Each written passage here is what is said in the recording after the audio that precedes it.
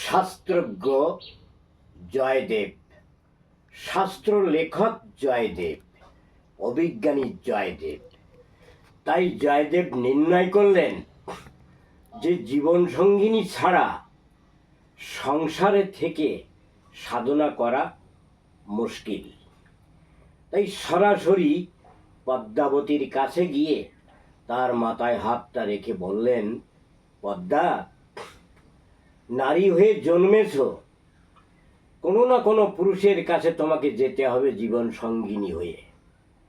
তাই আমি বলছি, তুমি আমার জীবন সঙ্গিনী হয়ে যাও। তখন পদ্মাবতী চিন্তা করলেন, কথাটা ঠিক, কোনো না কোনো পুরুষের কাছে আমাকে যেতে হবে, যে আগ্রহী হয়ে যে আমাকে জীবন সঙ্গিনী চেয়েছে, আমি তারই হয়ে যাই। ইশারা ইঙ্গিতে সম্মতি প্রকাশ করে দিল পদ্মাবতী। তখন উভয় ওদের জীবন সঙ্গিনীর বন্ধনে বেঁধে নিল। শুরু হলো ওদের জীবনযাত্রা। ওদের জীবনের নৈতিক কর্মসূচি হলো, পদ্মা ভোরে ঘুম থেকে উঠে গোবর ছড়া দিয়ে সমস্ত জায়গায় পবিত্র করে স্নান করে এসে রাঙা মাটির প্রলেপ দিয়ে জয়দেবের ঠাকুরঘরটা নৈবেদ্যে সাজিয়ে দেওয়া, তারপর জয়দেবের ভোজনের আয়োজন করা। জয়দেব পূজা পার্বণ শেষ করে এসে ভোজন করবে নিত্য। তখন ভোজন করার সময়, পূজা দিয়ে ভোজন করার সময় দেখলো থালিতে অনেকগুলো ভোজন। বলল, পার্বতী, এত কেন? পার্বতী বলল, তুমি যতটা খেতে পারো খাও, বাকিটা আমি খেয়ে নেব। তুমি তো আমার ভগবান, ভগবানের একটু খাওয়া নারীর কর্তব্য। তখন এইভাবে চলতে লাগলো তাদের জীবনযাত্রা। হঠাৎ একদিন পদ্মাবতী দেখল জয়দেবের বিমর্ষ মূর্তি, চিন্তিত বদন। তখন ভগবানের কাছে পদ্মাবতী কামনা করলেন যে, হে ভগবান, আমার স্বামীকে তুমি চিন্তামুক্ত করো, আমার স্বামীর সমস্ত সমস্যা সমাধান করো। ঠিক তার পরদিনই জয়দেব স্নান করে এসে পূজা পার্বণ করে পার্বতীকে বলল, আমার ভোজন তখন তৈয়ার। জয়দেব খেতে বসল। খাওয়ার শেষে আধি খাওয়ার রেখে শেষে পদ্মাবতীকে বলছে, পদ্মাবতী, আমার এটো খাবার তো তুমি দৈনিক খেয়েই যাও, আজ আমি নিজ হাতে তোমাকে খাইয়ে দেব। তখন পদ্মাবতী খুশি হয়ে গেল যে আমার স্বামী আমাকে কত ভালোবাসে। সাগ্রহে সে তার খাবারটা মুখে নিয়ে নিল, আর কত খুশি হয়ে গেল।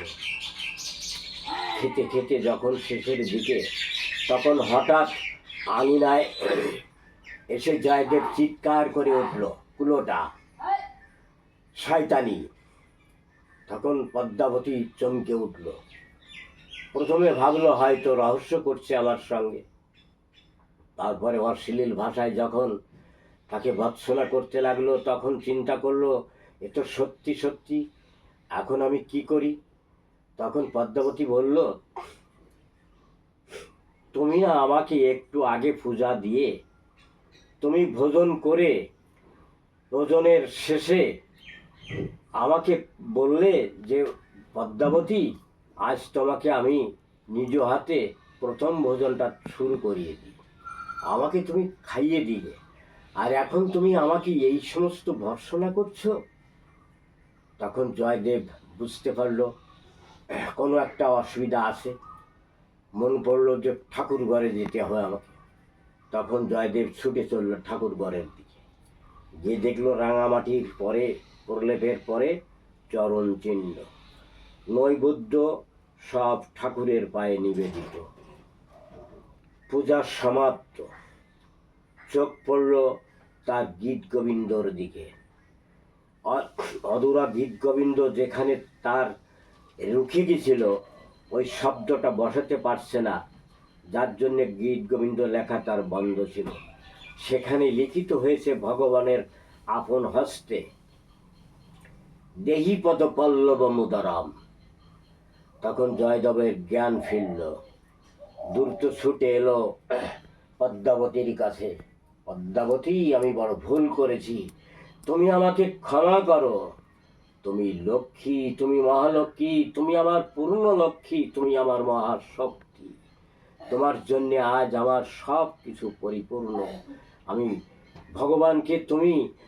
ভগবানকে আমি এত উপাসনা করেছি, আমার সঙ্গে তার সাক্ষাৎ হয়নি।